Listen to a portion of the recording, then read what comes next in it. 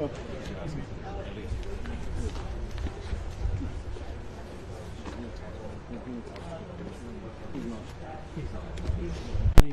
go, I don't expect us to be transporting the defendant until his charges are concluded in New York. And when does he enter a plea in this case? A defendant doesn't have to enter a plea, and I would have absolutely no idea what his intentions are in this Blair County case.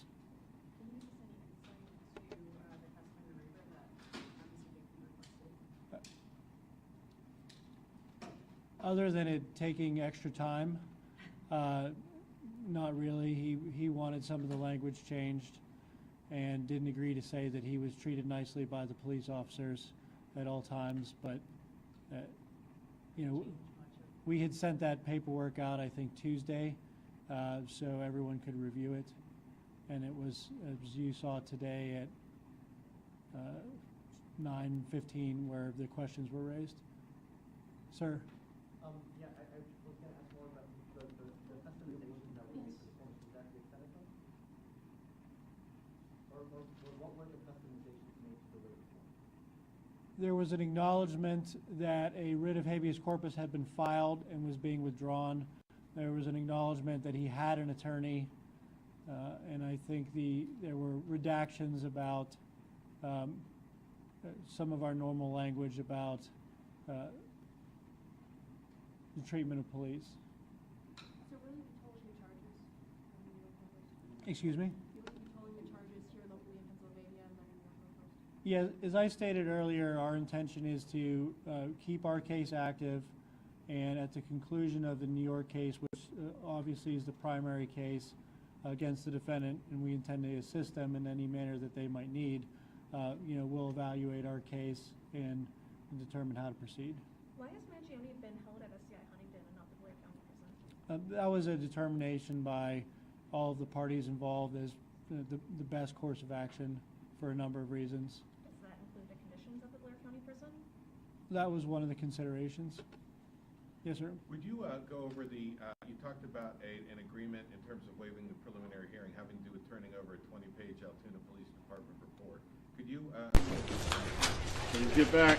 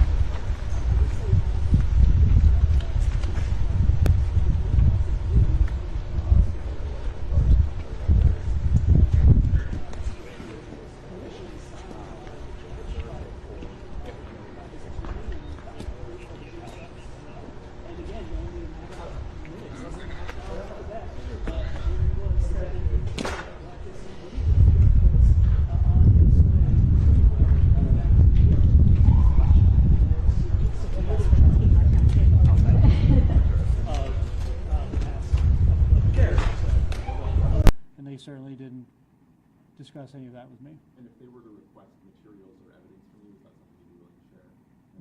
We'll cooperate with law enforcement agencies as we always do. Will he have the opportunity to appear virtually in February when he comes back, or will he have to come back for it?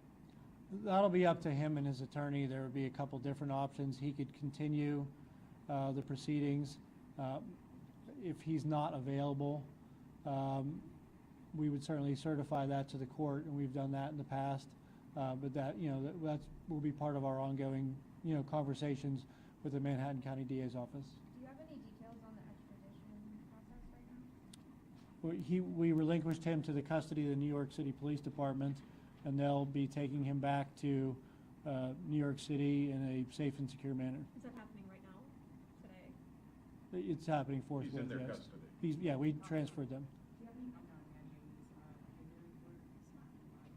No, I don't comment on defendants' behaviors, what their intentions are, and what choices they make, because that's his decisions, his behavior, and I don't know why someone does what they do. That's up to them.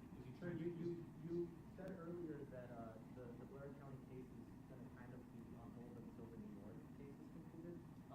But I was going to ask if the 24th hearing is still on, or how does that work out? In Blair County, we have large calls of the list for many cases at one time, pretty routinely. That 24th date is the first of those times, so there would probably be between 200 and there'll be several hundred cases called that day, and essentially they're statused. So the case could be continued, it could be addressed remotely. There are a lot of options, and frankly, depending on his availability, it would be probably up to Attorney Dickey and Mr. Mangione as to whether he continues or appears virtually. So at what point would it be paused, if it is? The two factors would be his attorney requesting a delay, if they believe that's in his best interest, or the Commonwealth indicating that he's not available because the other prosecution and prosecuting entity can't produce him at this time. Yes.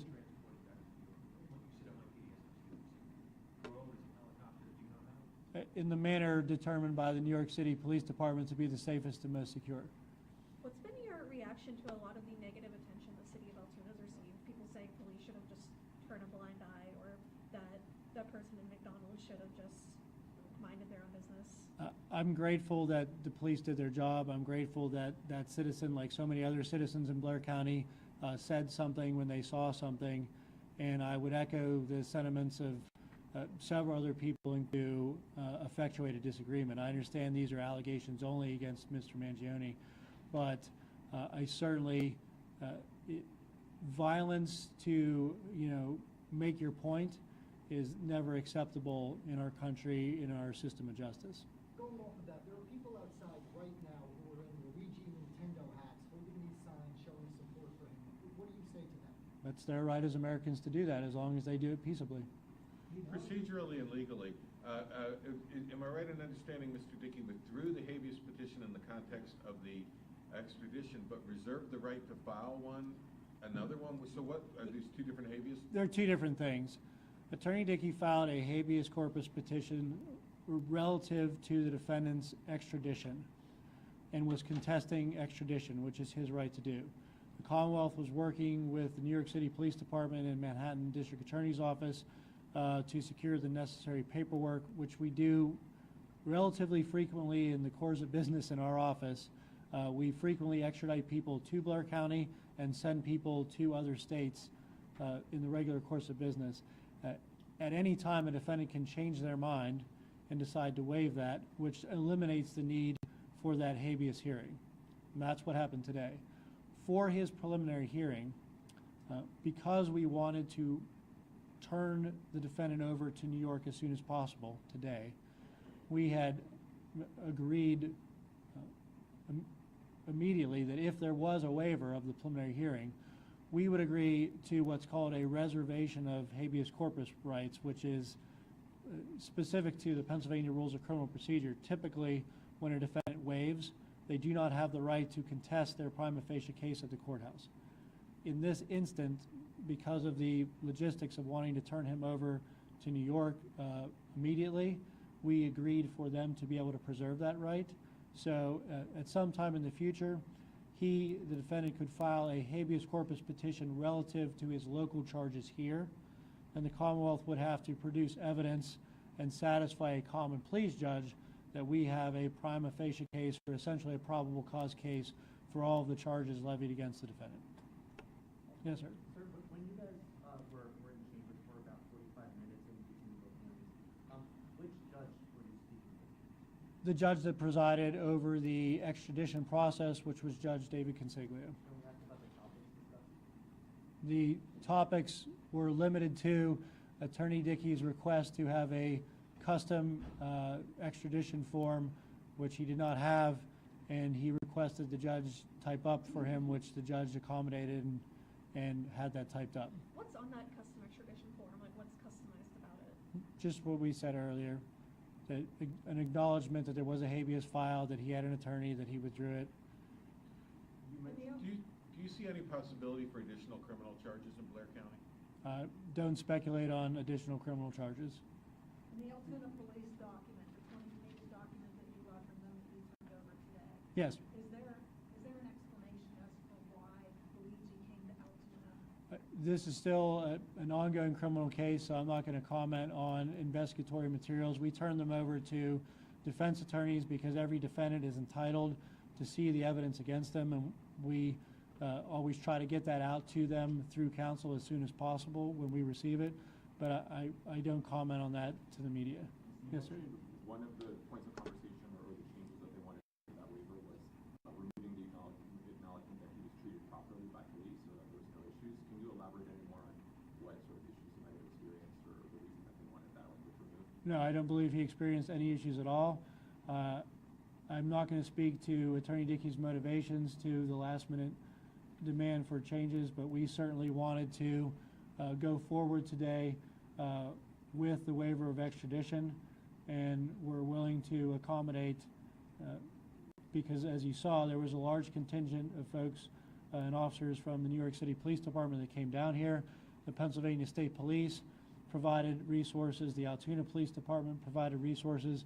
The Sheriff's Department's been working around the clock since Mangione's apprehension. Our office has devoted resources. The Hollidaysburg Borough Police Department devoted resources. So the first assistant and I certainly were willing to accommodate a request for Attorney Dickey to have his own form if that effectuated the transfer of custody of the defendant. Is the police report available publicly? No. Did you say he's being transported to New York right now? Do you know where he's going to be held? I do not. People might roll their eyes at me for these questions, and just so I make sure I understand legally, if this prosecution is proceeding in New York and they can't transport him, does that toll Rule 600, or how does that work if it's not like a defense request or a joint request? That's a fair question. Rule 600 requires the Commonwealth to exercise due diligence. So ultimately, the interpretation or determination as to whether we exercise due diligence would be determined by a judge. But I've always held the position that as long as we're in position to bring someone back from a surrounding state or state anywhere, if we're willing to do that and they indicate they're not available at this time, I've always argued that that's due diligence. I will argue that in this case. I certainly think as a practical matter, it would have been laughable and a waste of resources and time for us to try to keep this defendant here for our charges and delay New York's custody of the defendant for the more serious case. Pete, how has this been for you, your office, dealing with all of the media that's here, meeting with all of the world in Little Hollingsburg? How has this been for you and for your office these last several days? Well, you folks have been very nice to us, which we appreciate. We certainly don't try to get into the spotlight, and we certainly look forward to getting back to a lot of work that needs to get done for our cases. But there has been interruptions to the normal course of business, but those were necessary interruptions, and we certainly understand the interest in the case. I was actually going to ask someone about that. You listed numerous resources that were used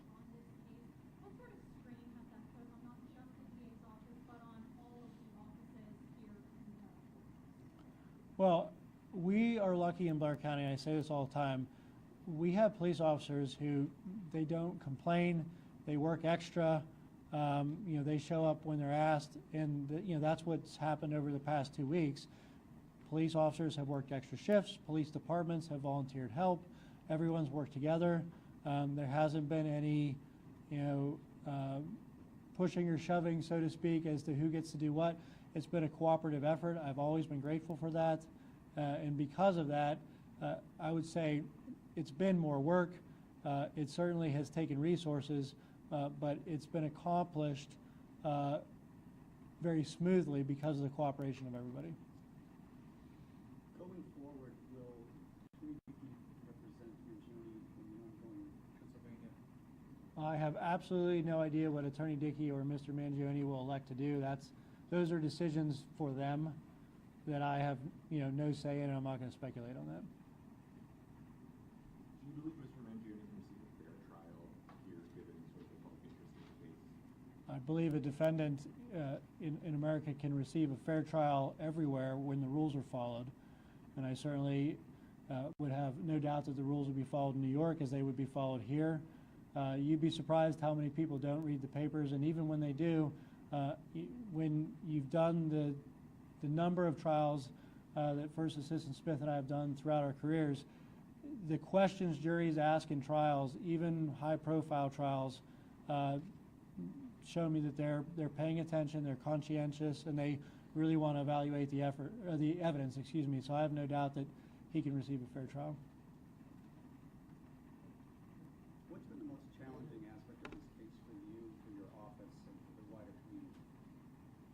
The challenges for our office is just that we're short-staffed and we have a pretty high caseload per capita in Blair County. So it's just been, the resource issue. But other than that, these things are something we do all the time in our office. They just don't normally get attention, and certainly not this level of attention. But there are things we do in the normal course of business. Just to wrap up, could you give us like a 20-second summary of what comes next in the Blair County file? I'm sorry, I didn't hear the last part of your sentence, sir. Would you mind giving us like a 20-second summary of what comes next in the Blair County file? Well, because of the defendant's reversal today and decision to waive his preliminary hearing, as well as his extradition, certainly we believe it's in the interest of justice to turn him over to the New York City Police Department and Manhattan District Attorney's Office, which we did. He is now in their custody. He will go forthwith to New York to await trial or prosecution for his homicide and related charges in New York. We intend to keep our case active, and we intend to essentially revisit the case when the defendant is available for prosecution in Blair County, and we'll assess that at the appropriate time. Thank you, guys.